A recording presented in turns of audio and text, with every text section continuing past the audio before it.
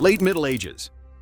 Historians used to tell us that medieval Europe was full of honorable knights and noble lords. Then came Gilles de Rais, a wealthy French nobleman, military hero who fought alongside Joan of Arc and one of the richest men in France. Between 1432 and 1440, he abducted dozens of children, mostly boys, and subjected them to prolonged torture and forcefully took advantage of their innocence before ending their lives. Witnesses described rooms filled with decaying bodies and blood-soaked floors. He was eventually arrested and confessed in horrifying detail. Historians tried to downplay it for centuries, so the truth was far darker than anyone wanted to admit. Early modern period. They told us noblewomen were refined and elegant. Then there was Elizabeth Báthory, a Hungarian countess from one of the most powerful families in Europe. Between 1585 and 1610, she tortured and murdered over 650 young girls, mostly servants and peasants. She would beat them severely, burn them with hot irons, and was accused of bathing in their blood in the belief it would keep her young. When authorities finally raided her castle, they found dozens of girls locked in dungeons, some already dead, others barely alive from their injuries. She was walled up alive in her own castle as punishment. Historians spent centuries trying to dismiss the scale. The evidence says otherwise. 18th century. They told us grave robbing was a dirty but necessary business for medical schools. Then came William Burke and William Hare in Edinburgh. These two didn't just dig up corpses. They started murdering people to sell fresh bodies.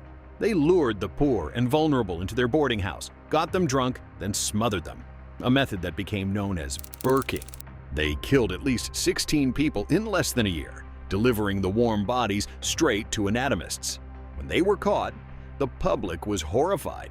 Burke was hanged and publicly dissected. Hare turned king's evidence and walked free.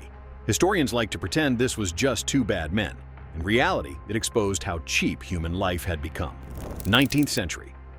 They told us Chicago was a booming modern city full of opportunity.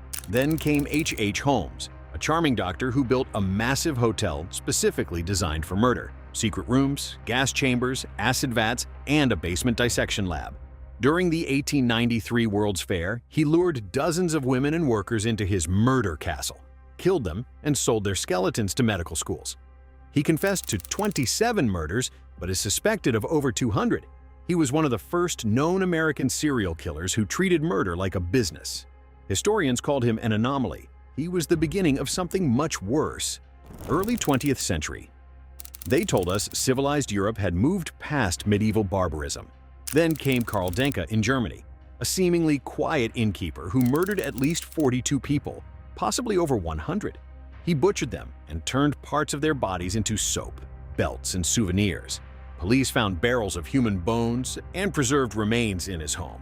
He was caught when one victim escaped.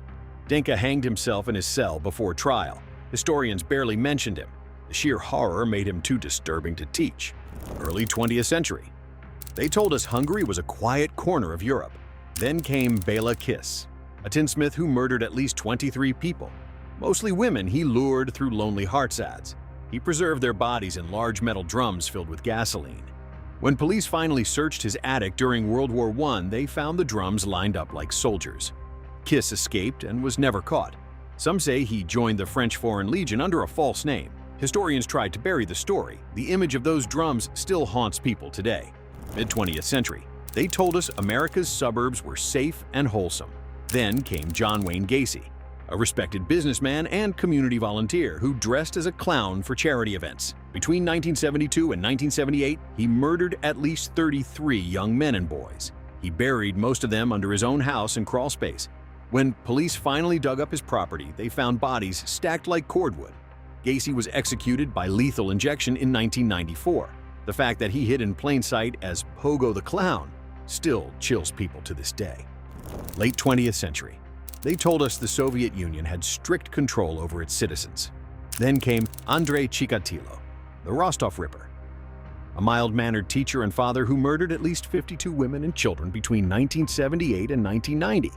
He lured them into forests and killed them in extremely violent ways. He was finally caught after one of the largest manhunts in Soviet history. During his trial, he screamed and bit a guard. He was executed with a single bullet to the back of the head in 1994.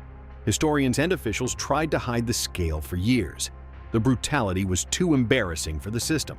Late 20th century, they told us serial killers were mostly men. Then came Aileen Wuornos in Florida, a damaged woman who became one of the rare female serial killers. Between 1989 and 1990, she shot and killed at least 7 men, mostly truck drivers and others she claimed were trying to harm her. She was executed in 2002. Her story became the basis for the movie Monster. She remains one of the most disturbing examples of how trauma and rage can turn someone into a predator. These are just some of the most twisted serial killers who stained every time period in history. Every era likes to believe it was more civilized than the one before it. These monsters keep proving us wrong. Which one disturbed you the most? Let me know in the comments. If you want more dark history like this, hit like, share the video, and subscribe so you don't miss the next one. Thanks for watching. Stay curious and stay safe out there.